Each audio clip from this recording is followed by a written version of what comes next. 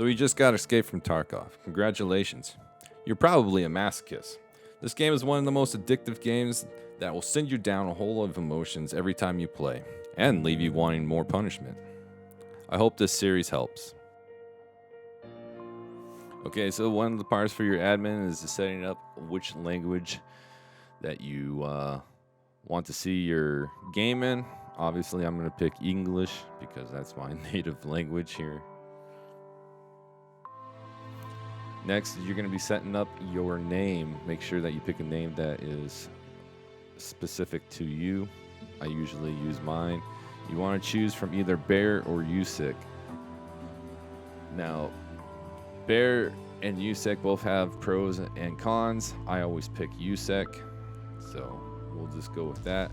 Next, we have the type of face that you can choose for your character. They added in a few new faces. I tend to go through and use Hudson. It tends to be the face that I'm most comfortable looking at. All the other ones are not satisfying to me, if that makes any sense at all. After that, you want to go and change the voice for your character. They have some new voices in there. It's supposed to be like Russian broken English voices. I usually have Michael or Josh, one of the new voices, and I'm going to pick Brent for this one. All right, so here we are in the settings. Another part of doing all this admin stuff when you're setting up your account is come to your settings for everything, or at least the way you want it.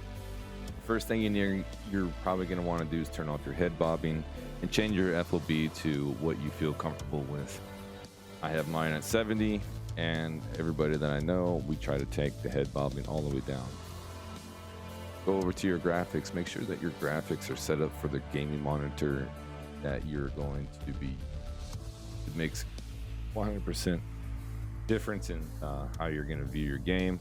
And if you're a regular gamer, then you should already know. So to help your game kind of run a little bit better, get more frames when you're actually playing. These are just my settings. You can do whatever it is that you feel comfortable with, but these are just mine. I turn my texture quality on to high and my shadow quality down to low. I don't like shadows. People like to hide in the shadows, and I try to make sure that I'm able to see everything. And my object LOD quality to 4, overall visibility to 3000, my anti-aliasing TAA high, resampling, FSR soft, HBAO ultra, which I kind of feel like I want to change it down to just like high performance, but it's been working with ultra, so I'm going to leave it right here. Your SSR, I put it on high. Your reflex low latency on. Sharpness, I like to keep mine a little bit more sharper than other people that I know. That's just me. Like I said, you do your settings that makes it comfortable for you. Now on the bottom, you have these little boxes that you can check. The only thing I check is the high quality color. I don't want grass shadows. I don't want zebra. I don't want any of this other stuff. Now post FX, so there's a lot of controversy with post FX. I set it up for what's best for me. I personally like to do a lot of night runs, and I want to be able to see better at night. Using offline mode is a good way to set this up, because you can be in your offline raid and adjust it and see how it looks right off the bat. Sound, here's where you can change the voice of your character. I know I had it on Brent, but it seemed like when I had the voice on Brent and he got out of breath, I really felt like his heavy breathing was louder than what I was used to, so I changed it back to a default Michael. I keep my overall volume up, and I want to hear everything since Tarkov is a really big game with sound. And then your controls, I pretty much have everything on the default settings. I did make a couple of changes with how I clear my weapon jams, but other than that, I keep everything pretty much on default. Now you can't go to phrases and keybind your phrases and everything here. Right click on whatever you want and you can select one of your F buttons to have that command or voice line keybind to one of those. So here we got the default loadout for the USEC. Now the difference between the USEC and the bear is that obviously the bear is Russian. You're not going to get M4s and Western-based guns.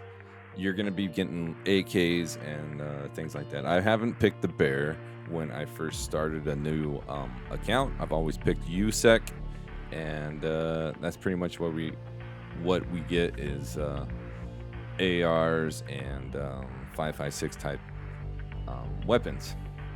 In addition, you're going to have a bunch of different low tier armors, rigs, ammo. You're going to have meds and stuff like that. I like to try to set everything up. Try to set your stash up the way you want it in the very beginnings, because you are later, as you progress through the game, you're going to accumulate a lot of things.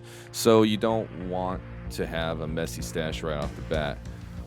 One of the things that I do is sell a lot of things that I don't need, right, that I know I'm going to find in raid. Until you get to that point and have that type of knowledge, you might as well just keep everything and you'll figure it out along the way. One of the things that I know that when the beginning week or two of wipe, you're going to probably want to use your MP5s. Since you only got the PST 9mm ammo, and pretty much in the first week, there's not a lot of people running high tier ammo or armor. So those type of weapons are going to be very effective. Now the M4s that I have here only have the M855 ammo, which is not very good against armor, but good flesh damage. Now, early days of wipe, not a lot of people are going to have good armor, so it makes that ammo more viable. But your M4 is not modded to the point where you can have controllable recoil. You're not going to have your recoil skill leveled up, so it reduces the recoil of your weapons. You probably might not want to use those M4s right off the bat because of that fact, but you can do what you want to do. That's just my advice, and that's just what I do. Now, one of the other things that I like to do is save space in my stash. And since it's early game, you're not going to have any eye cases, you're not going to have any thick boxes or anything like that. So the best way to save space is to use your tack rigs and your backpacks and put your items inside those. Different tack rigs will have actually more slots than slots that they actually take up in your stash. So get familiar with which tack rigs are going to give you the best value per slot space in your stash. Also, with your backpacks, you can stack backpacks. Some backpacks you can put inside of other backpacks, and it actually will give you additional slots to put any additional items.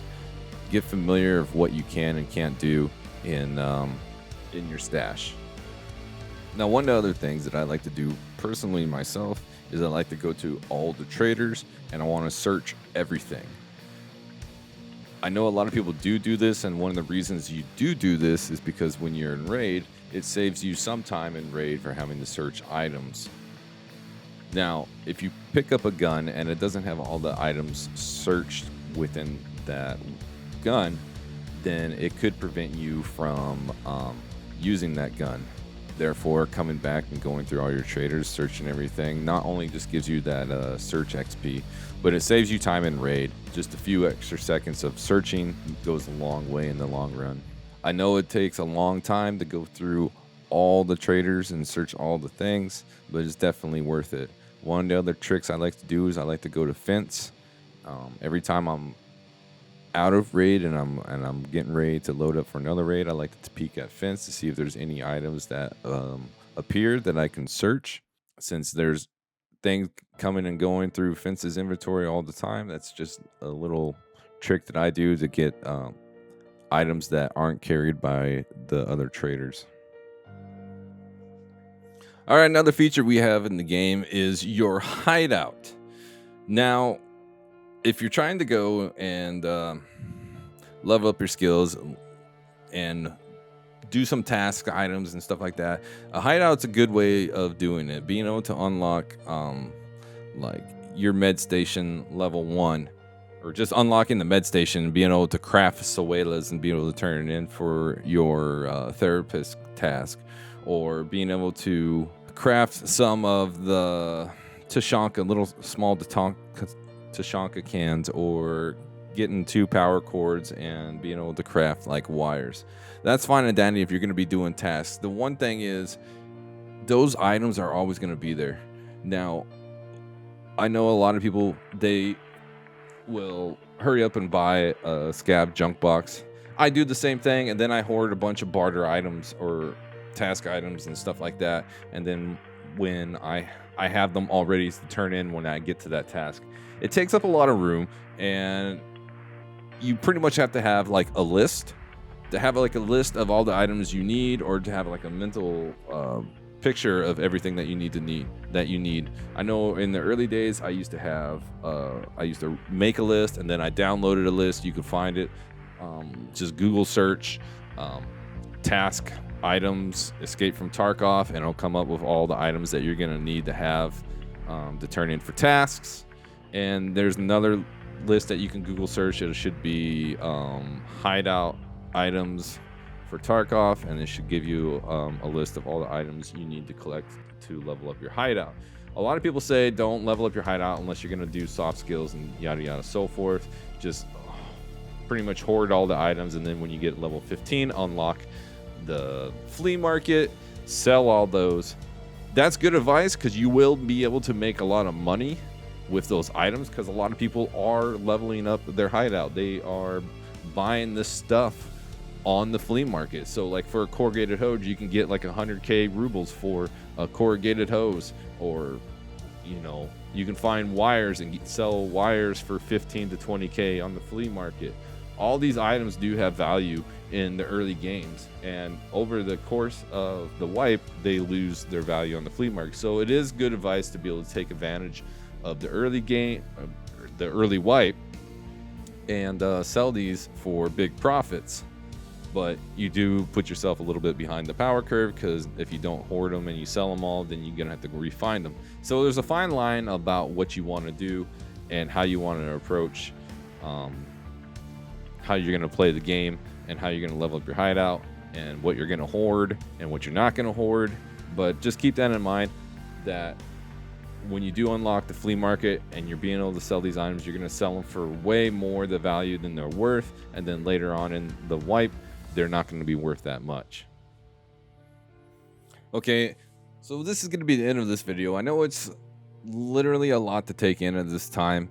Don't worry, it's a very complicated game. It'll take a few days for you to get used to all the things that you're going to have to learn.